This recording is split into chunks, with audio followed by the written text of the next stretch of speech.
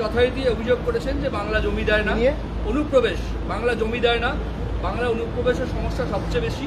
BJP ক্ষমতায় এলে এটার সমস্যার সমাধান করবে এবং পাশাপাশি আজকে বলেছেন যে 2/3 আসন নিয়ে ক্ষমতায় আসবে বিজেপি। আর কারো কোনো প্রশ্ন একবারে আমি বলে দিচ্ছি, ইংলিশে বলে দেবে।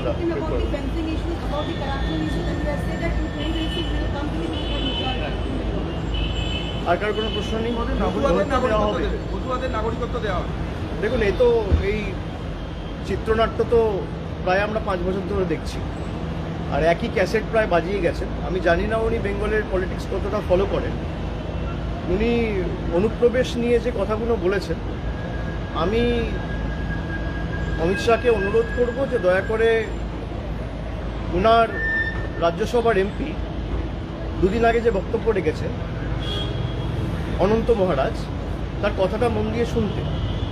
2 মাস আগে তাদেরই লোকসভা এমপি জগন্নাথ সরকার যে কথাটি বলেছে সেই কথাটি মনোযোগ দিয়ে শুনতে।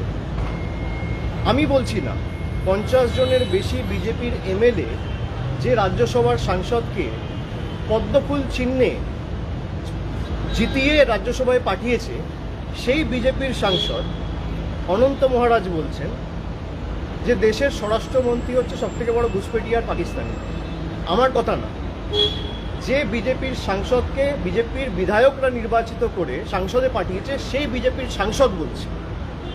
2 মাস আগে লোকসভার সাংসদ রানাঘাটের জগন্নাথবাবু, সে বলছে যে বিজেপি যদি বাংলায় ক্ষমতায় আসে তাহলে আর বর্ডার বলে কিছু থাকবে না। সেই বর্ডার অমিত শাহ সিকিউর করার জন্য মমতা বন্দ্যোপাধ্যায়কে দায় দিচ্ছে। যে বিজেপি দলের সাংসদ বলছে যে যদি বাংলায় বিজেপি ক্ষমতায় আসে তাহলে ওপার বাংলা আর এপার বাংলায় এক করে দেবো, কোনো কাঁটাতারের বেড়া আর থাকবে না। কে বলছে? জগন্নাথ মজুমদার। আমি বলছি না, তৃণমূল বলছে না, বলছে বিজেপির নির্বাচিত সাংসদ। বিজেপি কি তার বিরুদ্ধে কোনো শোকজ নোটিশ সার্ভ করেছে? বিজেপির সর্বভারতীয় সভাপতি বা দলের নেতৃত্ব কি তাকে দল থেকে বহিষ্কার করেছে? বিজেপির নেতৃত্ব তার বিরুদ্ধে কোনো রকম কোনো ব্যবস্থা নিয়েছে? এখনো পর্যন্ত রাজ্যসভার সাংসদ অনন্ত মহারাজকেও শোকজ করা হয়নি, আর আমি যতদূর জানি জগন্নাথবাবুকেও শোকজ করা হয়নি।